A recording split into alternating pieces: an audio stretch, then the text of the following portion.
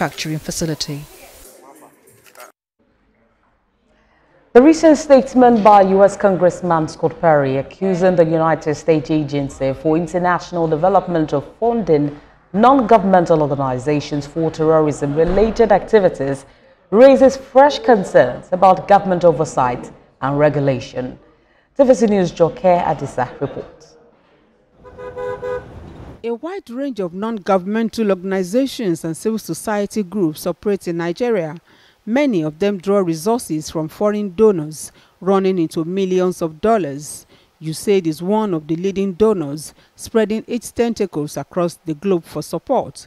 The legal framework for non-governmental organizations in Nigeria is defined by provisions of the Constitution of the Federal Republic of Nigeria, 1999 as amended, as well as the federal and state laws. Mr. Chairman, in February, a ranking congressman in the United States, Scott Perry, stirred some controversy when he accused USAID of funding non-governmental organizations for terrorist activities, including Al-Qaeda and Boko Haram across countries. In Nigeria, the allegation resonated with the unabated killing of innocent citizens and kidnapping for ransom. In a report released on the 5th of March 2025 by the Global Terrorism Index, Nigeria recorded 565 terrorism-related deaths in 2024, indicating an increase in fatalities over the past 2 years. The House notes with grave concern. In the House of Representatives, a motion for an in-depth investigation into the allegation received members' support. We have thousands of people, young children, women, children that became orphans, women that became widows, living in IDP camps without future, without hope. This matter is a very, very serious matter that requires a special ad hoc committee, not just to investigate what the congressman have said, but to investigate all non-governmental organizations in Nigeria. In the previous assembly, a ranking member of the House of Representatives from Katsina State, Sada Soli, sponsored a bill to streamline oversight responsibilities of the non-governmental groups. That effort was met with stiff opposition from the civil society community, which smelt a rat. In the 10th assembly, Mr. Soli revisited the bill, but it has not been able to scale second reading. The bill seeks to provide a central coordinating unit for the non-governmental groups for the purpose of accountability. For now, the NGOs are reporting to about 11 to 14 agencies, which shouldn't have been the case. There should have been one law that will govern them, that will organize them, that will manage them. We're not regulating them.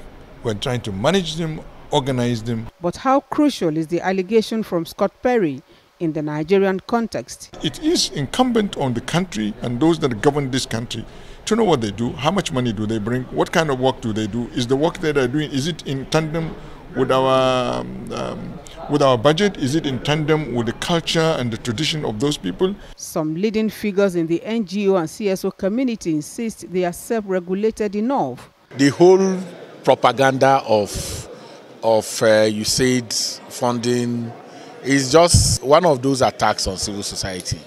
The whole investment in expanding the civic space is what is being attacked. When did Boko Haram start? How did it start? We know the history of how it started. With over 40 years working as an NGO practitioner, I know that there are good NGOs, there are bad NGOs.